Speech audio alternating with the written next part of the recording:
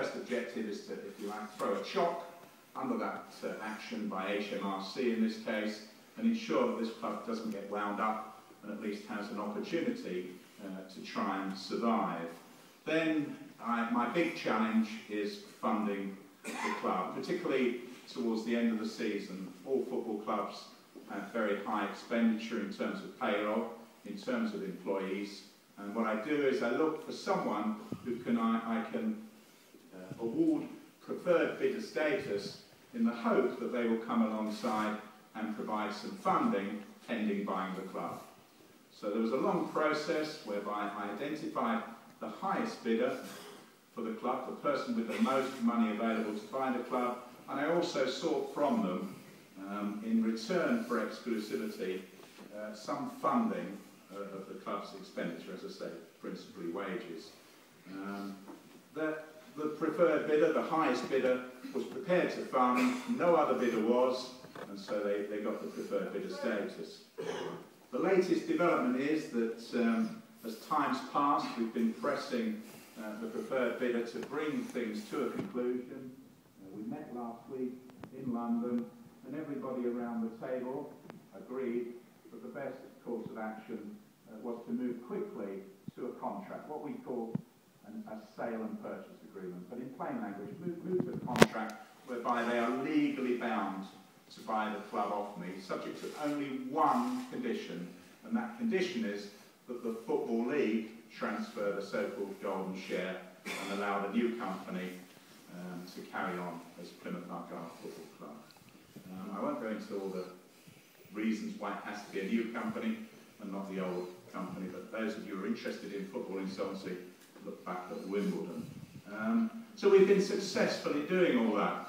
Looking at that poster, unfortunately, and I think you will believe me, when we did the deal with a Gibraltar-based company called Bishop International Limited, or known to me as Bill anyway, Bishop International Limited, they also put me into confidentiality agreement. I never thought this was a good idea, because I think when you create a vacuum of knowledge, people will try to fill it. So I'm very pleased, and you know this already, to be able to confirm that the representative of the consortium that I've always dealt with is Kevin Heaney.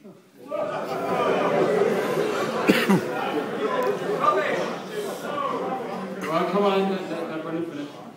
So I'm very pleased that you outed him, as it were.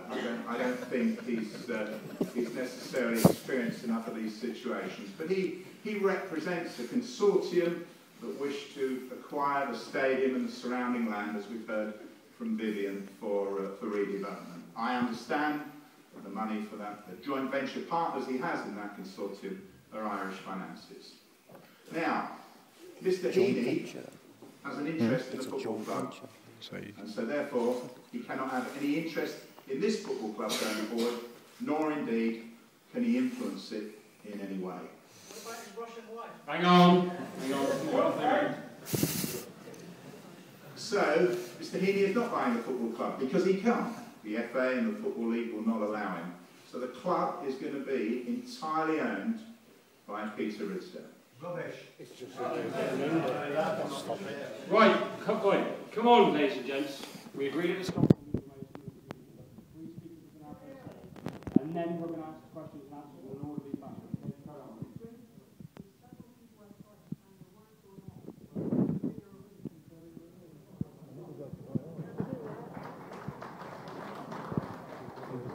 pack up and move somewhere else.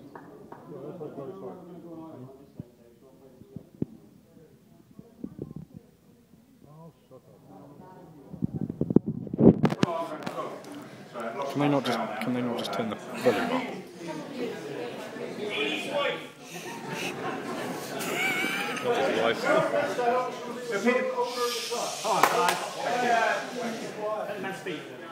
So it's envisaged in the sale agreements that I'll create that Peter Ridsdale will own the club. The stadium developers have told me it's their intention both to grant the club in the early stages of a lease that they must have to satisfy Football League rules, an interest-free period, and they will assist in subsidising the club going forward.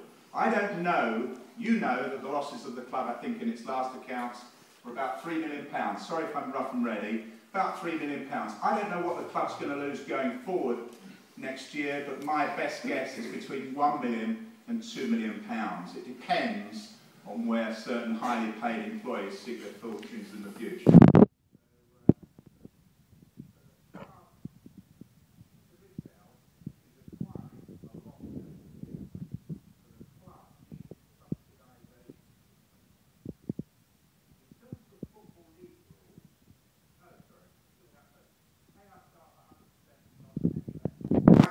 I don't have any money. Every penny we've got has been pushed towards making essential payments, including the wages. Our cash flow currently has returned to zero. So the funding I've had has not been as great as I would have liked, but I accept that people don't put a lot of money on the table until they're certainly bought. So I've dispersed every penny I've had. Now, in terms of the Football League rules, so if we just track back a bit, I'm going to do the contract with the Football League transfer and golden share. In order to get the golden share transfer, the new company has got to satisfy the Football League amongst other things. Well, amongst anything that the Football League wants to know, but the key things are there has to be total transparency on ownership. So 100%